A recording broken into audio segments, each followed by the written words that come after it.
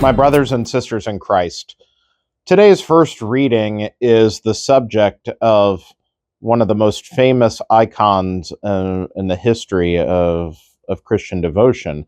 It's the icon that actually, while you can't see it close up, is over my shoulder. It's the centerpiece right under the crucifix or the altar that's always in the backdrop of these videos. And it's the image of these three visitors to Abraham.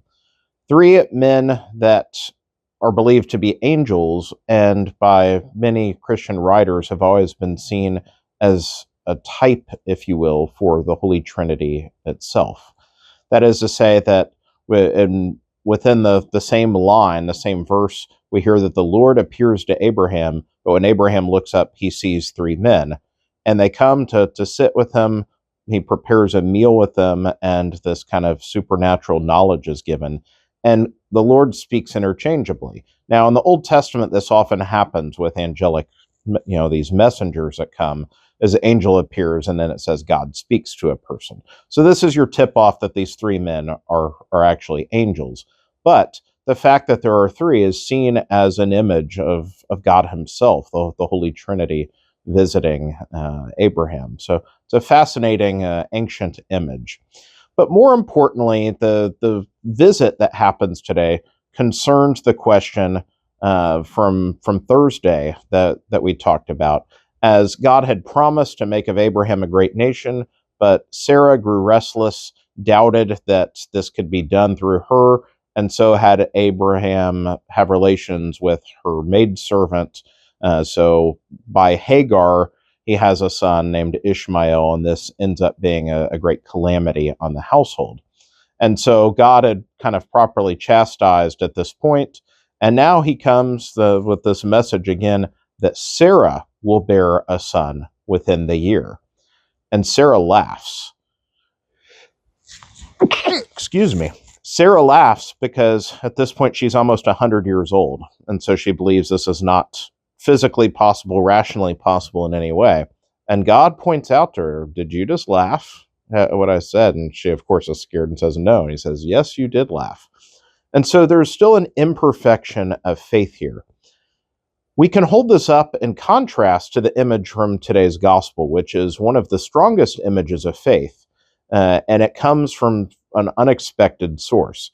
Jesus is blown away by the faith, not of one of his disciples, not an apostle, not a Pharisee, not a scribe, but a centurion, someone who may not even have been of the Jewish faith, likely wasn't, as a Gentile, but someone who recognizes not just power, but authority in Jesus. And this is shown by the fact that he asked for this miracle of healing, but he doesn't ask for Jesus to come make a show, to lay hands, do anything. He knows that if Jesus just wills it, it will be done. And so he says, I command troops and they're subject to me, and my slaves, if I say this, they do it. It's done. And if my authority is that, then I know that if your authority, just say the word and it will be done. This is a show of tremendous faith, that if Jesus says it, and by our understanding, our Christian faith, if God says it, it will be done. This is ultimate faith and trust. It is what we are called to realize that God does not ever fail on his promises. If God says it, it is done. And so where Abraham and Sarah are struggling with this faith, they want to follow God, but they can't quite buy into what he's saying will happen. They're not trusting the fulfillment side of it. Even though they're going along with it on the journey, they're not trusting the fulfillment. And yet the centurion in the Gospel shows this much more perfect faith that we should pray for, especially today as we celebrate the Immaculate Heart of Mary, the day after we celebrate this, the Sacred Heart of Jesus. The Immaculate Heart of Mary, always that heart of perfect faith that says yes to the Lord, an unreserved yes. The greatest message of all, you will conceive, even though you've had no relations with a man, you will conceive and bear a son, and it will be the Son of God. And Mary says, let it be done to me according to your word. This is incredible faith, the faith we are called to emulate, the faith that we should pray for today. Lord, I do believe. Help my unbelief, for my faith is imperfect. Pray that we may have that faith, so that we may not only recognize the will of God, but trust that He wills our good.